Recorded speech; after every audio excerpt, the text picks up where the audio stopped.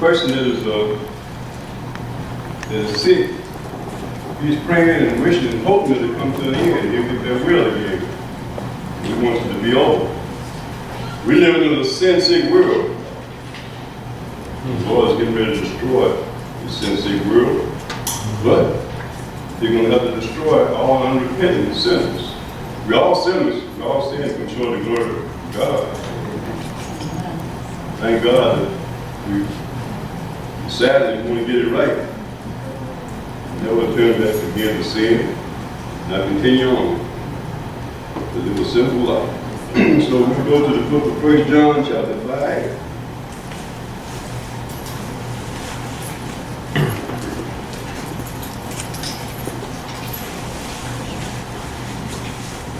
First John chapter 5 and verse 19.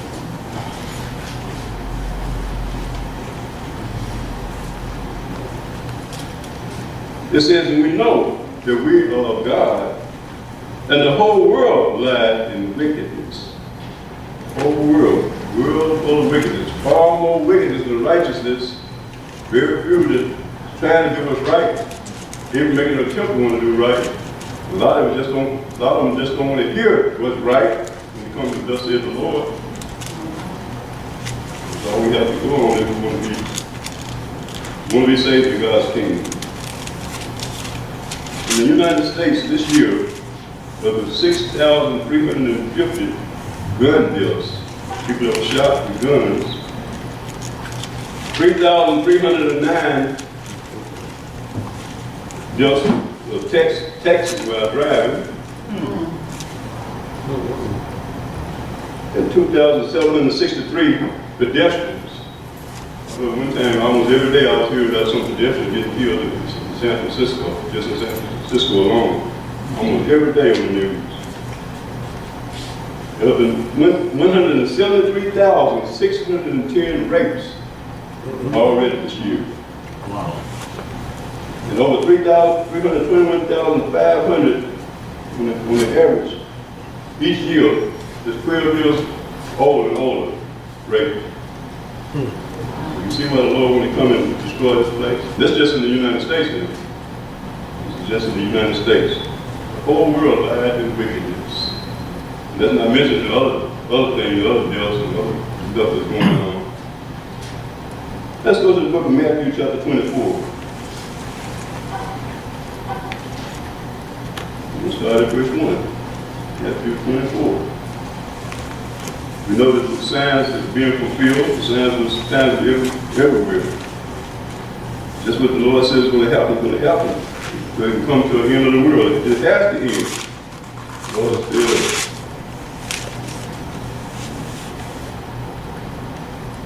Matthew 24:1 says, and Jesus went out and departed from the temple, and his disciples came to him to show him the buildings of the temple. And Jesus said unto them, see ye not all these things? Verily I say unto you, there shall not be left here one stone upon another that shall not be thrown down.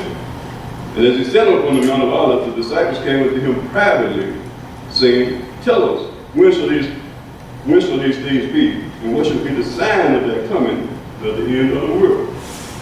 And Jesus answered and said unto them, take heed. Firstly, he said, take heed that no man deceive you. Because he knew it was going to be a world full of deceivers, just like Satan deceived a third of the angels. And he's there trying to deceive the whole world. He's got most of the world, but the ones that in God's church keeping his commandments, he's trying to deceive them, trick them back, and give them back to him also. And you should hear wars and rumors of wars. Ever since we've been here, it's been that going on. Not war, rumors of wars. Getting ready to fight any minute. See that you be not troubled, for all these things must come to pass. But the end is not yet. But nation shall rise against nation, and kingdom against kingdom, and there shall be famines and pestilences and earthquakes in diverse places. All these things are happening. All of them, there's always some calamity going on. You never know when it's going to strike next and where. All these are the beginning of sorrows. Then shall they deliver you up to be afflicted and shall kill you, and you shall be hated of all nations for my name's sake. When you hold up the standards for the Lord, especially somebody else that's pretending to be Christians, They really hate you. If you really don't understand doing according to thus said the Lord, they can't stand it. Once they're doing their own thing, because they're not doing according to thus said the Lord, they're doing their own thing. They can't stand you, the real Christian. It says, and many false prophets shall rise and shall deceive many that they are doing. So it's a blessing of us to be able to study God's word and comprehend it ourselves. So we don't have to be deceived. We miss it, it'll be our own fault. You can't blame it on nobody but yourself. And because iniquity shall abound, the love of many shall wax cold. And it is waxing cold. People are way colder than they was when I was growing up, when I was young. People more cold-hearted. Don't have that love like they used to have. Then they're waxing cold. People can't stand people. You look at somebody and they look like somebody that you can't stand. You hate them. Person that look like that person might not even have the same character. That's how we really are. They can look like somebody you know. When people, sometimes a lot of people got killed because of mistaken identity. The Lord got to come in this place. That's the end. It says, but he that shall endure to the end, the same shall be saved. All we have to do is endure to the end. Keep on keeping God's Sabbath and keeping His commandments. Strive to do what's right. The Lord will lead you on. He's not going to turn you away. The devil will try to turn you back. But the Lord is happy when He sees you strive to do His will. The Lord loves us. He loves us. In same chapter, verse 22, Matthew 24:22. And except those days should be shortened. The Lord, in this world, the days will be shortened because it says, there should no flesh be saved. Because we don't know nobody going to be saved. Even the ones that's trying, really striving to do what's right. But we see many that left, that used to be your upholding standards and in the truth. So no flesh should be saved. The devil, they have everybody. So that's why the Lord's going to cut it short. That's why things are happening rapidly. All the stuff that's going on now is happening fast. Except those days should be shortened, there should no flesh be saved, but for the elect's sake, God's chosen people, His sake, those days should be shortened. So we can remain Christians and not go back to sin. And then it says, then if any man shall say unto you, Lo, here is Christ, or there, believe it not. For there shall rise false Christ and false prophets, and shall show great signs and wonders. They're going to be doing things so, people are going to fall for it. All you got to do is show you one little trick when you fall, you go for it. Signs and wonders are so much if it were possible. Thank God they should see the very elect. The Lord has some people that's faithful, like He always did. Always had a faithful few. Still has. Book of Romans chapter 9.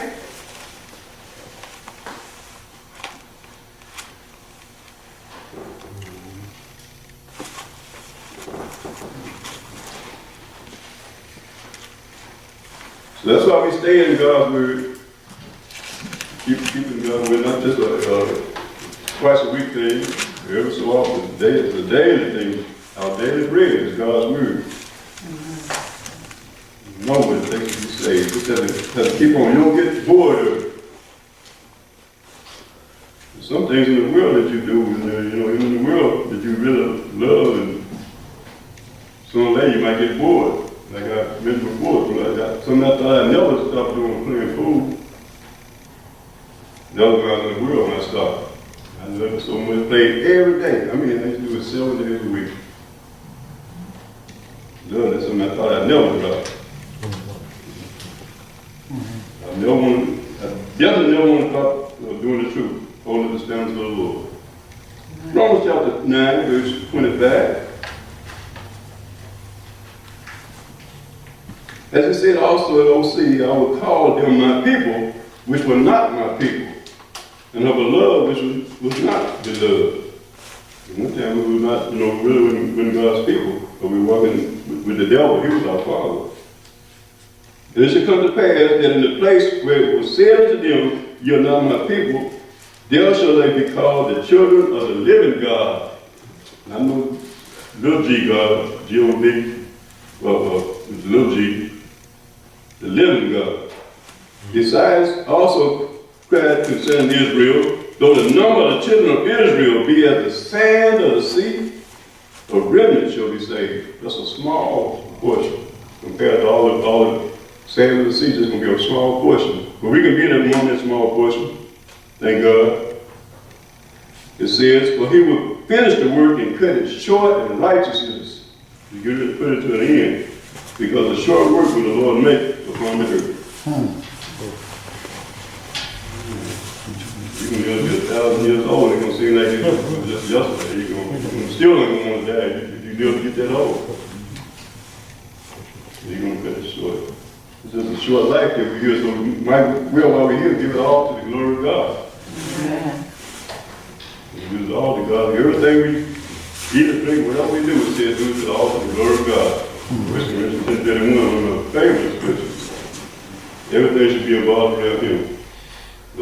Hear some people say, you just talk about God all the time.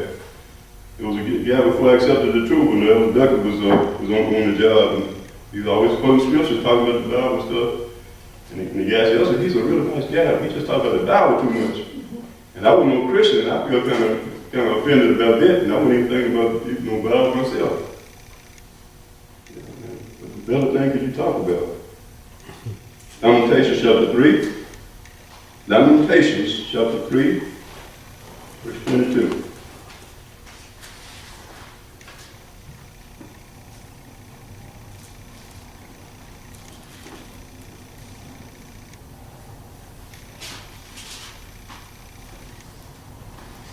Some people love showing off, showing things. They have some nice people like working on automobiles and stuff. They like to show it off. Look at this. What I do? How I fix this up? I like to show off the word of God. Truth. That's the best thing to show off. Get self out of the picture. That's the main hold up. Self. Okay, we go to Lamentations 3. And verse 22. 3:22. And again, the title of those, it has to end. In verse 22 of Lamentations, chapter 3, it says, it is of the Lord's mercies that we're not consumed. Because his compassions fail not. The Lord is so full of compassion and mercy, that's why he hasn't gotten rid of us. He's still giving us the opportunity to get it together and keep it together with him. Because of his mercy, that's why he hasn't destroyed us. Terrible as this world is, if any one of us would have been charged, it would have gotten rid of it. But the Lord is so full of mercy. Nobody loves like Jesus. Amen. All right, we're going to go to a reading from CCH. This is for the church, page 37, starting in paragraph 1, and the title is The Time of the End.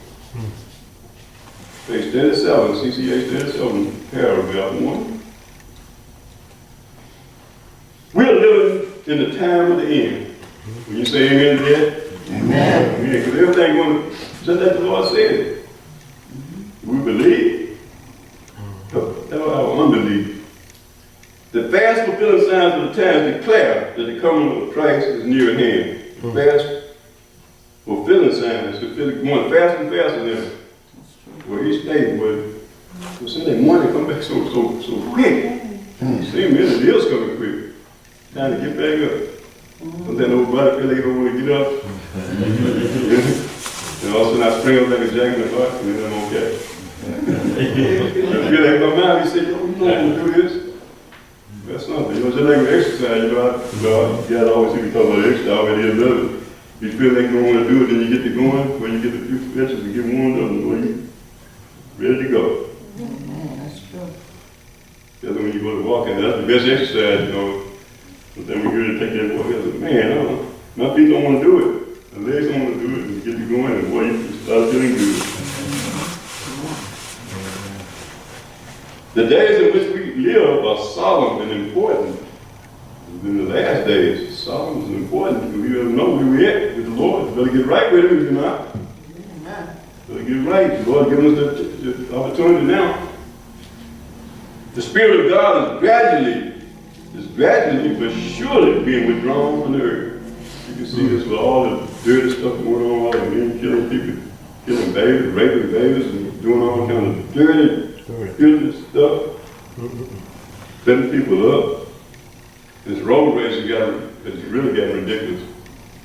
Every day I'll be afraid. You know, somebody come along to offend you every day. They do make a bad record, something that you want to kind of get even. You know, in your mind, be saying, let me show them something. You say, oh, they may have I'm a Christian. I don't carry no weapon. You know, they may blow my brains out. You know, run me over. Plagues and judgments are already falling upon the despisers of the grace of God.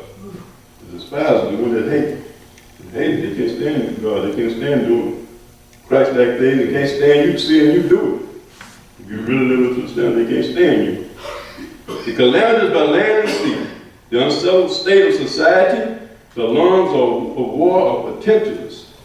Portentous means giving a sign of warning that something unusually bad or unpleasant is going to happen. They forecast approaching events of the greatest magnitude. The agencies of evil are combining their forces and consolidating. They are strengthening for the last great crisis.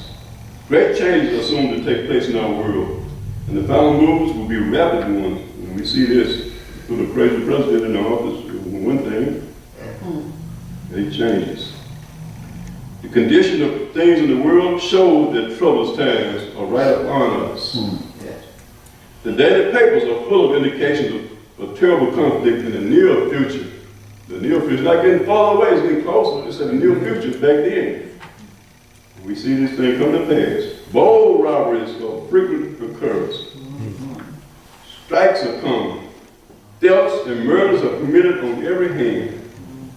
Men possessed of demons are taking the lives of men. That's why we need to have Jesus. Amen. We have those angels of God that sail and spent.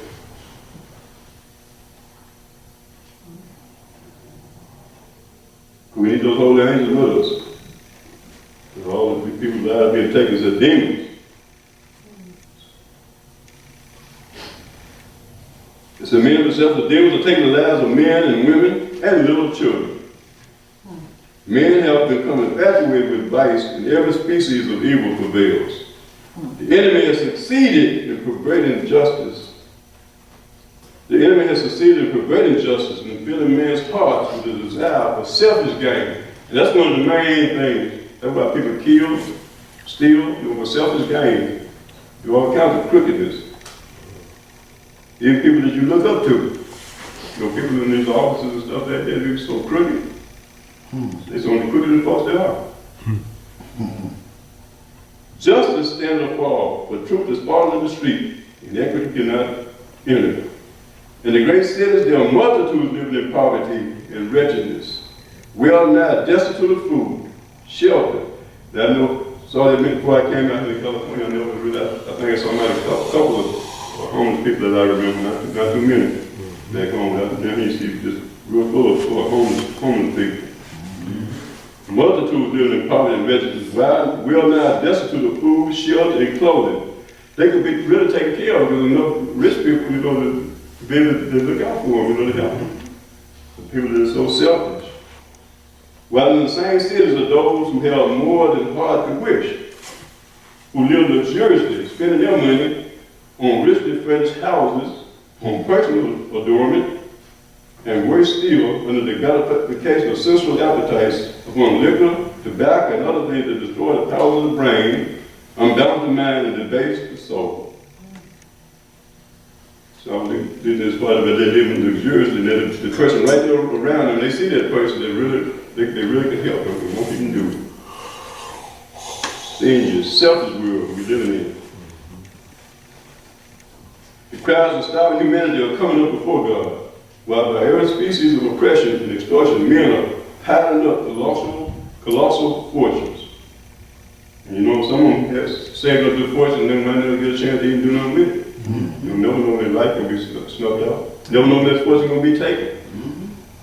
I remember a friend that used to be a friend of mine, close buddy, I came to church, we kind of separated out a bit. But ever since we came out here, he had saved up the night till the next even women, somebody broke his house and stole it. All them years to put to save it. That's a terrible blow. And so our treasure should be viewed as helpers. I was in, okay, I'm going to stop there. I'm going to go back to the scripture. Then we're going to go to Genesis chapter 19. We're all familiar with that situation with Sodom and Gomorrah. That had come to an end. It was so wicked, it was so terrible.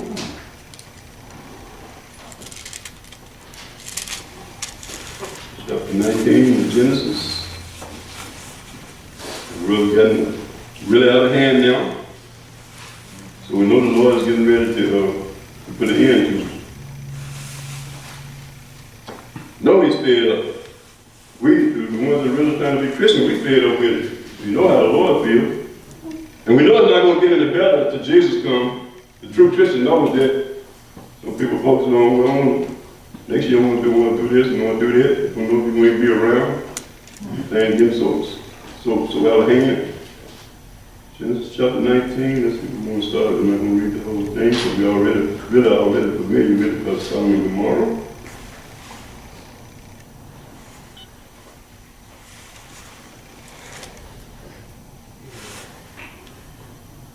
Okay, let's start with verse 1. It said, there came two angels to Sodom at evening, and Lot sat in the gate of Sodom, and Lot, seeing them, rose up to meet them, and he bowed himself with his face toward the ground.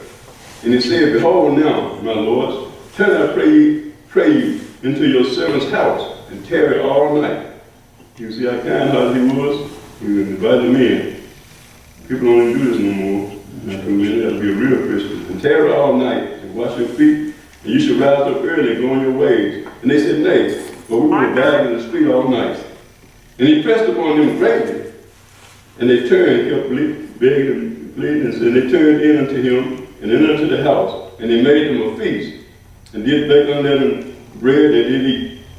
But before they lay down, the men of the city, even the men of Sodom, passed the house round, both old and young, all the people from every quarter.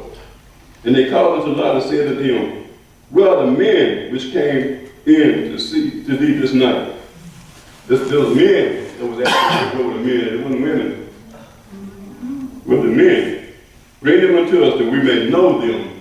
So you know what that meant. Men. Lot went out at the door unto them and shut the door after him and said, I pray you, brethren, do not so wickedly. Behold, now I have two daughters which are not known man. Let me, I pray you, bring them out unto you, and do you to them as is good in your eyes, only unto these men do nothing. But therefore came they under the shadow of my roof. And he was willing to give up his daughters to keep him from hurting those men.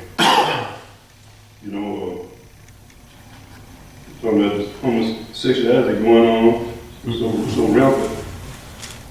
I guess that really was a gay pride parade. All them gays gathered around Lot's house. And they said, stand back, and they said again, this brother came in to sojourn, and he will needs to be a judge. Now when we deal worse with thee, talking a lot now, then with them, and they pressed so upon the man, even Lot, and came near to break the door. You know, the Lord took over here. The Lord took control. He said, but the men put forth their hand and pulled Lot into the house to them and shut the door, and they smote the men that were at the door. So these men were angels at the house with blindness, both small and great, so that they wearied themselves to find the door. And we know the rest of the story with Lot. They told Lot to flee him and his wife and his children and sons and all of them.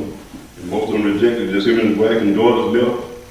But then his wife, her heart was still there at Sodom, and she looked back, turned to a pillow of salt.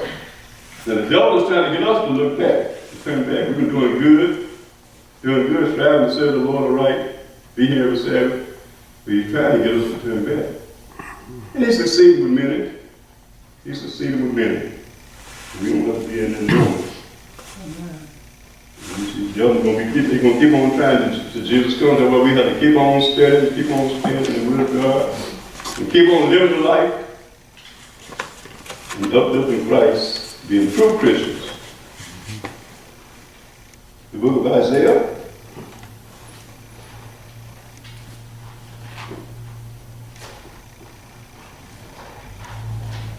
chapter 1.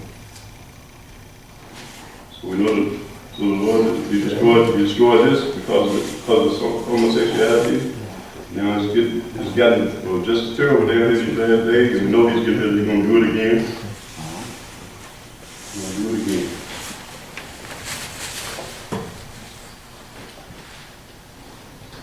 Isaiah 1:9 says, except the Lord of hosts had left us a very small remnant. Small remnant, because they're looking at the wicked being as the sand of the sea. You know, it said we should have been as Sodom, and we should have been like Gomorrah. He destroyed us all. He got a small remnant. He got a faithful few that's really hold up the standards. Are we one of those? Are we going to remain one of those? Or are we going to let this truth go in one ear and out the other ear? And we got to obey all the truth, not part of the truth. Some people going along with me. I love doing this. I love to die. I love doing this. The dress, I can't hang with it. Or some other situation. No, everybody will have the same downfall. The same fall. Genesis chapter 6.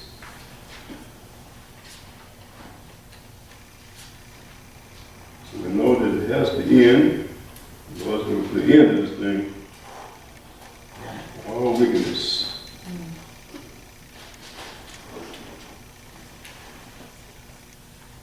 Genesis chapter 6, starting in verse 11.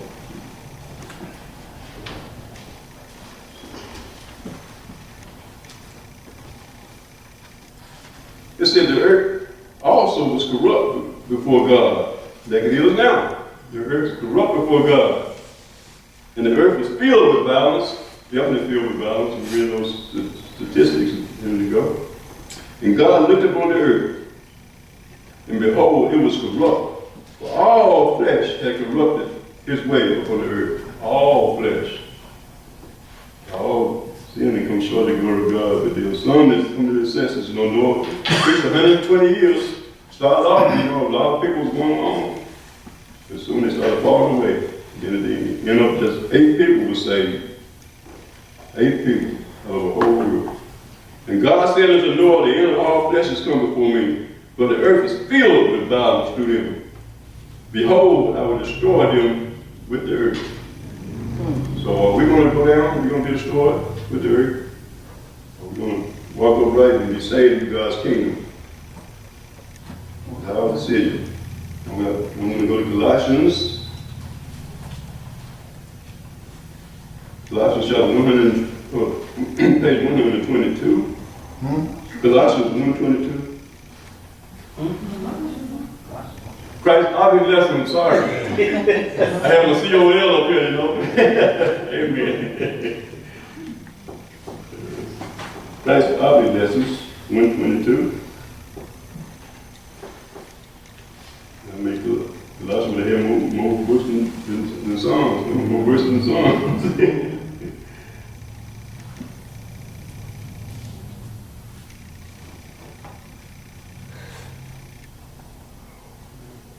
We do make mistakes. Thank God. Thank God he gave me a right mind to accept him. Amen. Okay, Christ Bible lesson 122, paragraph 1. The kingdom of heaven is like unto a net that was cast into the sea and gathered of every kind, which when it was full, they drew to shore and sat down and gathered the good into vessels, to cast the bad away.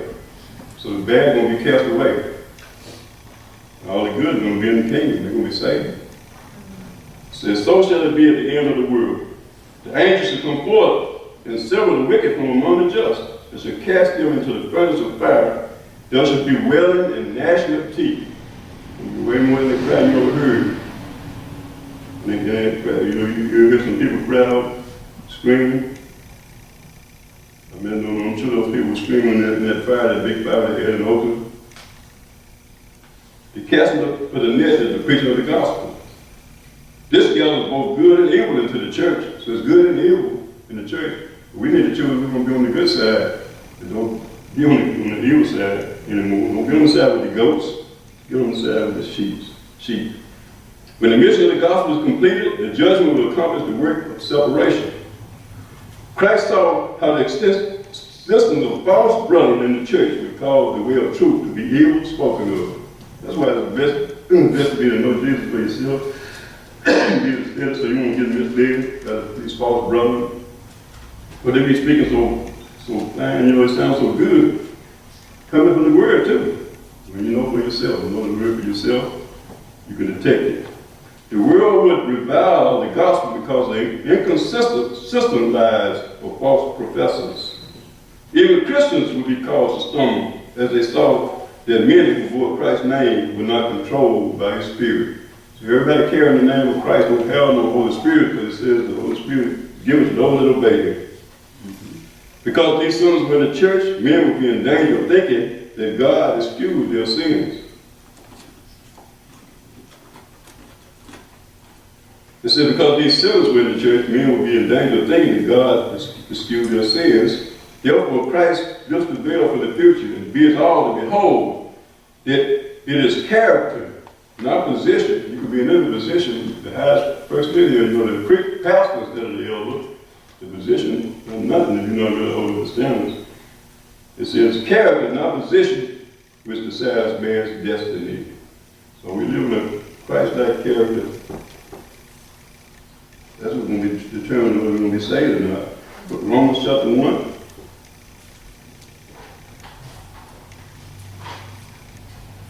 Starting in verse 21. Romans 1:21.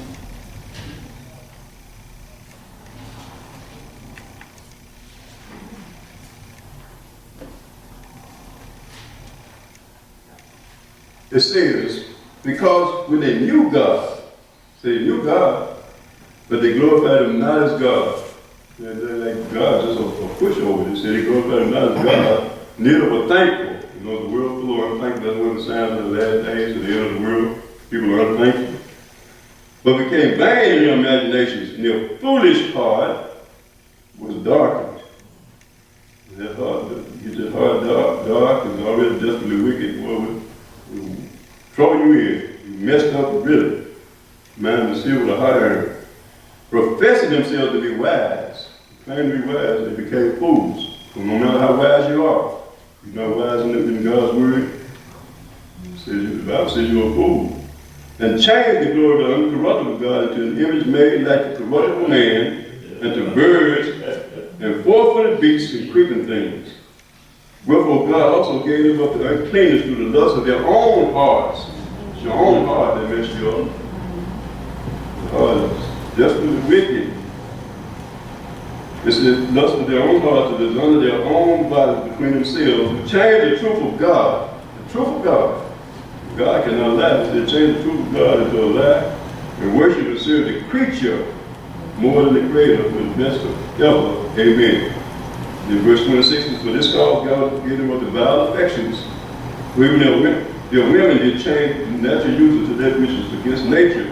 And likewise, also the men living the natural use of the woman, burning their lust one toward another, men with men, working that which is unseemly, receiving in themselves the recompense of their error which was me. So God made man and woman, not man on man, as they say. The world is so messed up and so wicked. Whoever thought it would be in the same sex marriage. Back when I was growing up, I mean, some people call sisters and stuff like that. I didn't see the stuff going on like I see now. You know, being hooked up together like they are. Lord, it's a stinking God knows. He will destroy this. 2 Timothy chapter 3.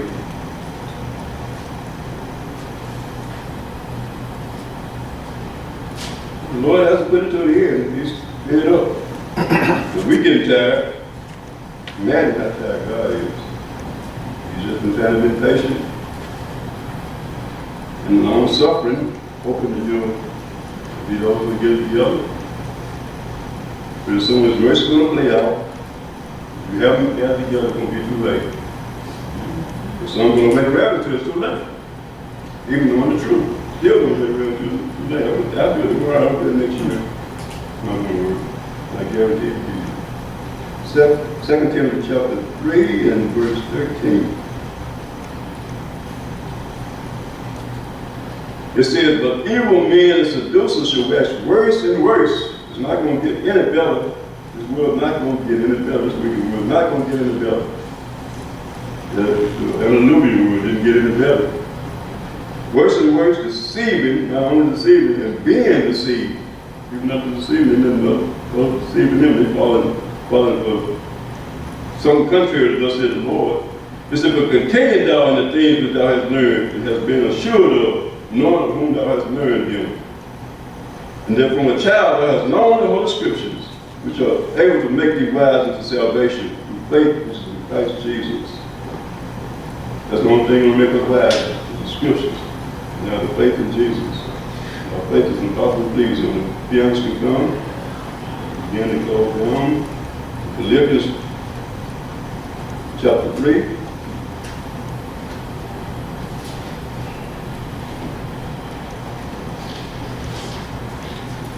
Philippians chapter 3, verse 18. For many walk, of whom I have told you often, and I tell you even weeping, that they are the enemies of the cross of Christ, whose end is destruction. You're the enemies of the cross of Christ, and you're going to end up being destroyed, burned up, missed out in the kingdom, whose God is your belly. How many of you got belly gods? No, we're full of belly gods. That's something that's when you can overcome appetite, you can overcome everything. But you know the stuff that you shouldn't be eating, does seem like it tastes so much better than the stuff that's really good for you.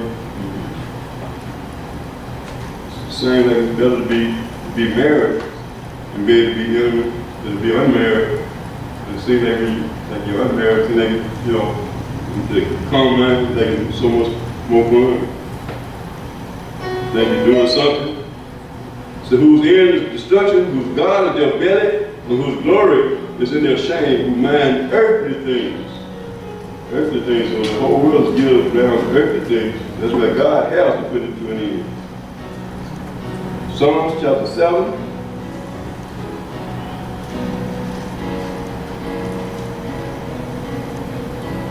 Psalms chapter 7, verse 9.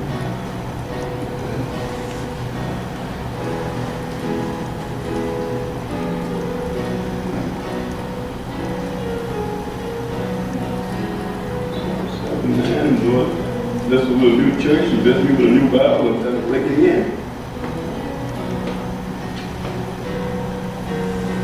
Man, that's going to speak together. Bear with me. Chapter 7. Psalms chapter 7, starting at verse 9. Oh, let the wickedness of the wicked come to an end, but establish the just. For the righteous God tried the hearts and reins. My defense is of God, which saved the upright in heart. You want to be on that side? He said, upright in heart, you can be saved. He said, he saved the upright in heart. God judges the righteous, and God is angry with the wicked every day. Every day. So that's something we need to get. If you're in that category, that's something we need to get rid of. You shouldn't want God to be angry with you no day, but every day. Can you imagine that? You're going to go down with the fall. You're going to fall. Just let the angels get kicked out of heaven. Go down. All right, writing up chapter 39 of Psalms.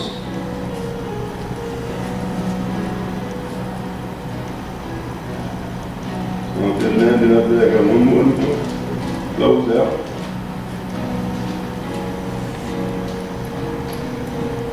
Psalm 39, verse 4. It says, Lord, make me to know mine end, and to measure my days. What it is, that I may know how frail I am. So without God, we're not to be frail. It said, behold, thou hast made my days as an handbreadth, and my age is as nothing. Age is nothing. It said, nothing before thee. Verily, every man in his best state, at his best, you can be just as healthy as you want to be. It's altogether vanity. See, look, there's nothing. You know, you can be in all good shape and everything, but you're not in shape with God. Have it right with Him. Again, that scripture, Psalm 102. But the Lord is getting ready to put this thing to an end. Let's decide we're not going to go down with the people. Psalm 102, starting at verse 25.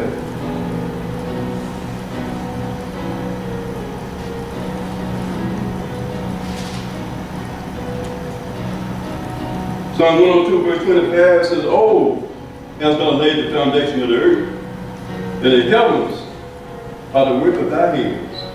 They shall perish, but thou shalt endure. Rick, you're going to perish. That's all you can look forward to. All of them shall wax old like a garment, as a vesture. Vesture shalt thou change them, and they shall be changed. But thou art the same, and thy years shall have no end. Thank God. You're never going to end. The devil's so going to trick you with double. There's no such thing going to be up for you.